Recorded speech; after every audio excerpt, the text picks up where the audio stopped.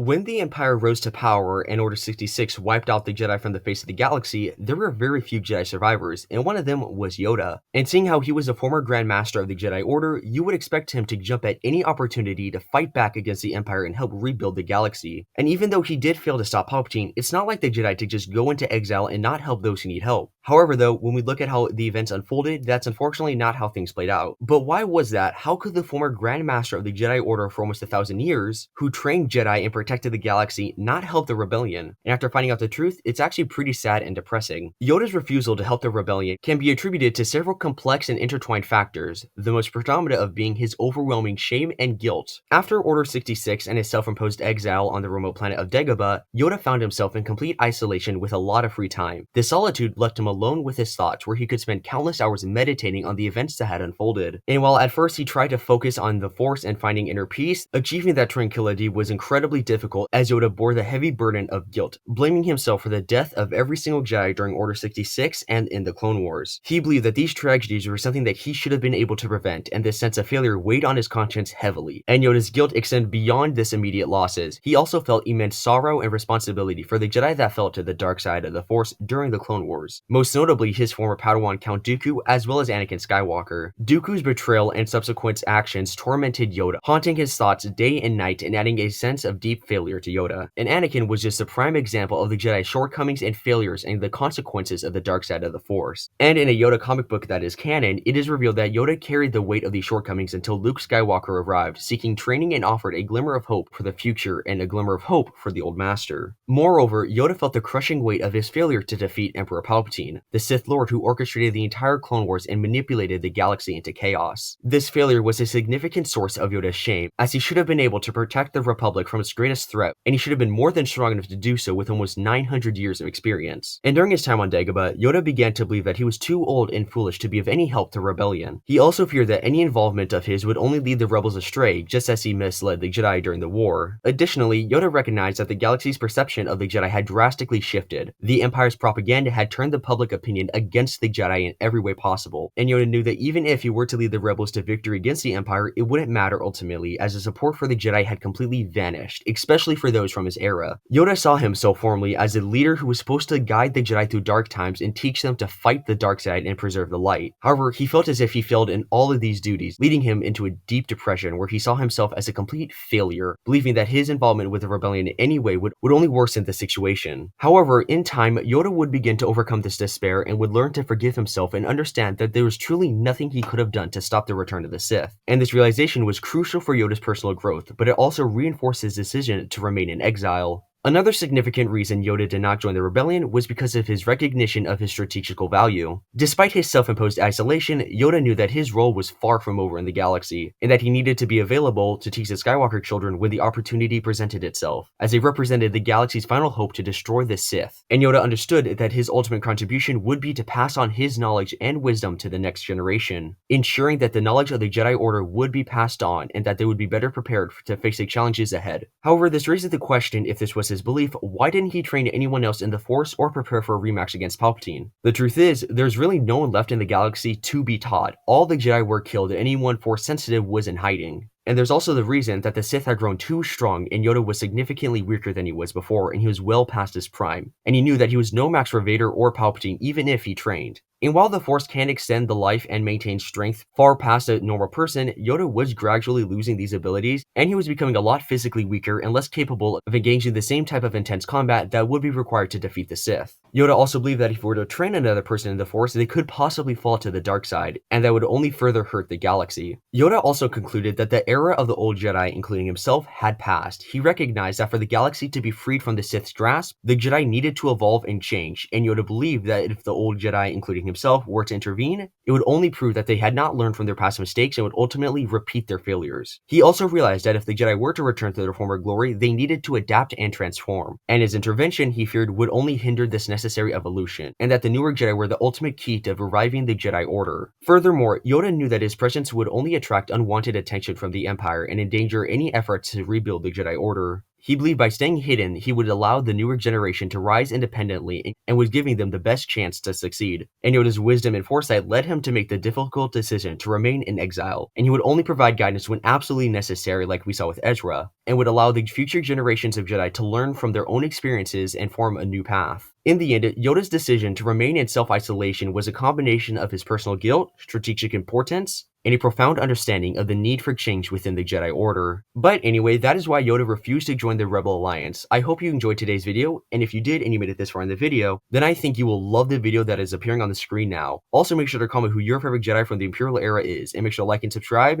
And with that, my fellow Star Wars nerds, may the Force be with you.